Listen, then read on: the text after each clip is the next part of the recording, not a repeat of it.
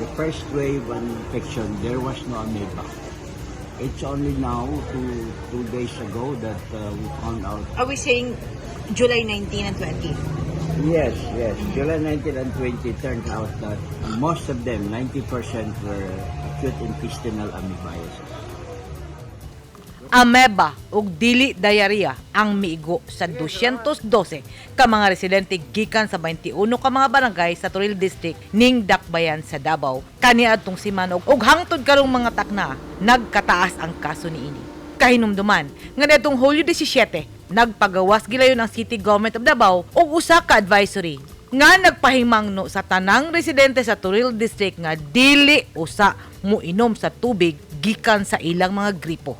Apan, ang wala mahibaw sa tanan, niadtong Hulyo 14, usa ka 10 anyos nga bata nga giilang si J. Madrunyal nga taga Toril Poblasyon ang nakakaon og butche gikan sa Rice Street ug anaa siya sa hospital tungod sa grabing suka kalibang ug naa sa intensive care unit kun ICU sa Southern Philippines Medical Center. Unang gidala si Jay sa Malta Hospital, apan gitambagan sila nga dalhon sa SPMC aron maaksyonan kay duna nay nakita nga gasgas ang doktor sa iyang tinai. Niadtong Martes sa buntag, namatay si Jay ug ang nakabutang sa iyang death certificate nakabsan siya sa kinabuhi tungod sa severe dehydration resulting to kidney failure. Kagahapon, nahibaloan usab sa City Health Office nga usa ka 67 anyos nga taga Batalusa Toril ang namatay niadtong Hulyo 17 bandang alas 11:30 sa buntag. Kaganina, usa ka maestrang namatay sulod sa SPMC tungod sa susamang problema ug komplikasyon.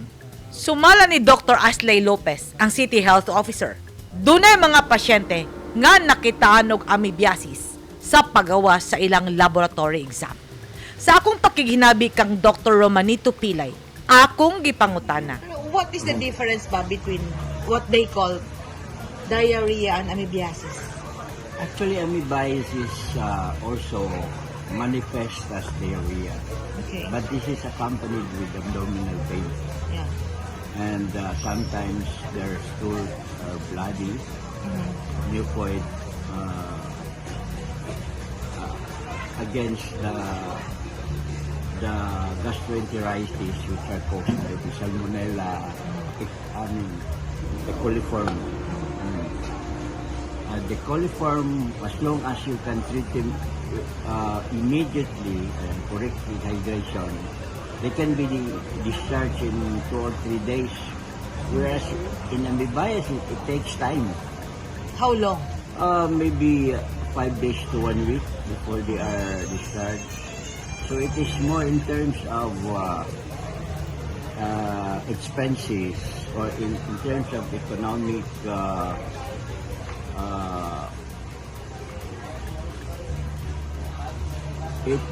it's more expensive to treat an acute amoeba than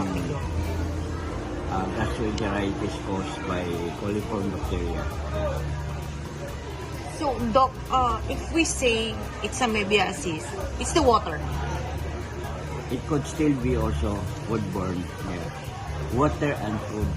Meaning the water sources and the food handling plays a lot. Yeah.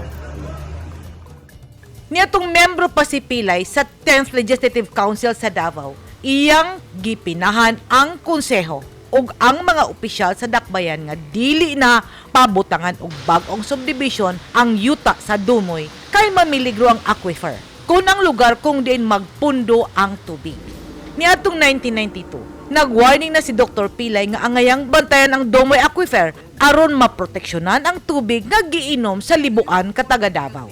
Ang Dumoy nailhan tungod sa kalami sa iyang tubig. Gani anadiha nahimutang ang usa sa mga pumping stations o kuhaanan og tubig sa Davao City Water District. Akong gipangutana si Dr. Pilay. Developing subdivision within the Dumoy sump is dangerous. Yeah. Have you contributed that to among those factors? I think it has really contributed a lot because in our water source, subdivisions are sprouting. I mean, there are several houses already, and course, where does Residue. the residue go? So it should be down, and it will mix with our water source. That's why amoebiasis becomes endemic. Daghan ang gilantaw nga rason nganong dunay daghang kaso sa ameobiasis. Usa ang tubig, ikaduha ang preparasyon sa pagkaon, ikatulo mga sagol sa pagkaon, ug ang estado sa panglawas sa nagpreparar sa pagkaon. Kung kaniadto pipila lang ka subdivision ang nahimutang sa Dumoy, karon sa opisyal nga talaan sa barangay, dunay 13 ka subdivision ang nagpatong og nahimutang sa nahisgutang barangay ug kini ibabaw sa gitawag natong Davao City Aquifer. Og tulo ka water supplier ang nagakuha og tubig sa nahisgutang barangay.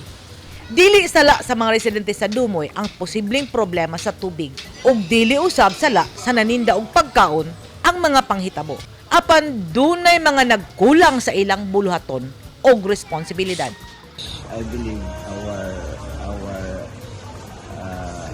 the people in charge failed to do it, and they just react just like a reflex na kung naana maupay ilihok instead of doing preventive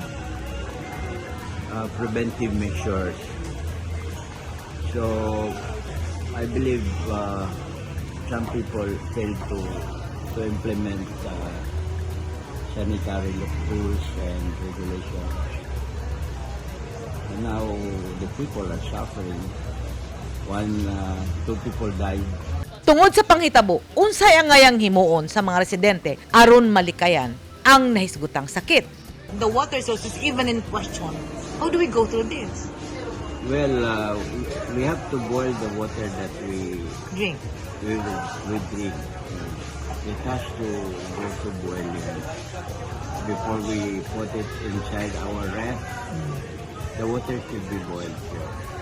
What about the, is it true that 70% of those confined ate street foods? That's true. Yeah. 6 people, a whole family and a neighbor, they claim that they eat tapioca. Oh. Yeah. So, And almost all of them had diarrhea. so you have 4 critical patients now. There are two who are still in critical condition. How do you call on people to protect themselves against this? This is endemic. This is reality now. First of all, I think street vendors should be regularly checked.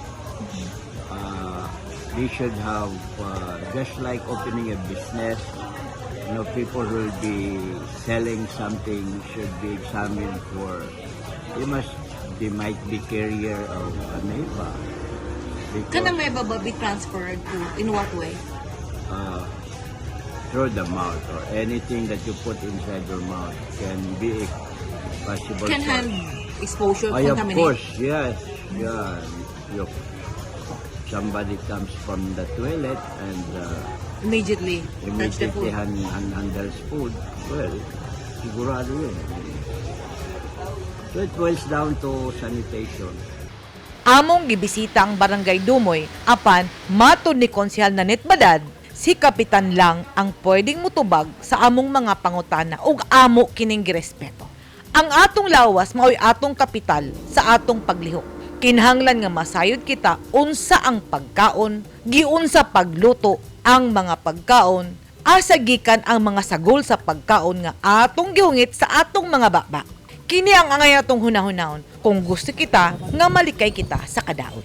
Edith Kaduay, News 10 Philippines. Stay safe!